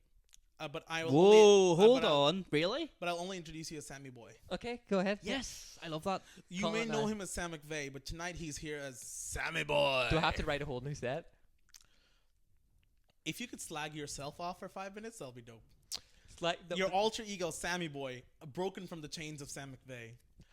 It's your alternate personality. I did get really bored recently. That Sam McVeigh guy is real stuffy, huh? Thinks he's so cool in his suit. I did get really bored recently and think about making a character at the Fringe called Reverend Hopkins. Like a priest that goes up and just shames. Two different characters, Redford Hawkins and Sammy Boy. Sammy Boy, yeah. Yeah. Sammy Boy sounds sexy. Very nice. Good for you. I can't believe we're building a persona for you. Also, you do a funeral bit, except you don't ever put a joke about how you're dressed like you should be in the casket at times. Yeah, that's the whole point. I don't really want to make a joke about that. Should I make a joke about him? Yeah. It's like sometimes I walk into a funeral and they're confused as to whether I should belong in the funeral or I really belong in the funeral, and I just walked away from the casket because of the suit. Given you'll write it funnier. Good for you. I'll work on that now. It's just a suggestion. Okay. Even if you don't write it, I won't take any offense to it. Well, if you're Sammy Boy, I'll go to whatever gig it is. Okay, really? Yeah. I'll do it. Sounds good. Should I wear a controversial t-shirt as well? And you should have an alternate ego called Ray-Ban. It's just you in the suit. No. I'm not wearing a You, suit. except he dresses up like Guy Fieri. I don't know who that is. I don't know who that is. The chef. Nah. The Hawaiian shirts. Search up Guy Fieri. Okay. He dresses up in tropical style t-shirts, except they're all flame inspired. Oh. And he has like frosted tips like Justin Timberlake, not Justin Freeburg. Justin Timberlake. Justin Freeburg has a distinct lack of frosted tips. I'll dress up like somebody and But if you do, yeah. basically like the douchiest white boy from Florida. I know what you mean. Guy Fieri. Yeah. Except if you dress up like that, you should just call yourself Ray-Bans because that's all you wear. Guy Fieri! Woo! Imagine if you dress up like that and you show up with Ray-Bans and they call yourself Ray-Ban. Okay. And I'm not gonna do the hair. I'll do the hair, and but I you won't do the dye it. worst Florida accent possible, and you just have fun on stage. You like riffing and rapping, Yeah, right? yeah, I Do do. that on stage and go for 5 minutes and go crazy. I'll do that. I'm already doing Watson. I'll do it. Back when I was chugging a White Claws from your pussy, or some shit like that. Yeah. Okay. I might get the sound effect on my phone. As long as the pussy's not tighter than a snare drum. And that's the end of the podcast. Hey. Ba-da-ba-bop. Beautiful. I'm fucking it. Don't pour. We lose all audio immediately.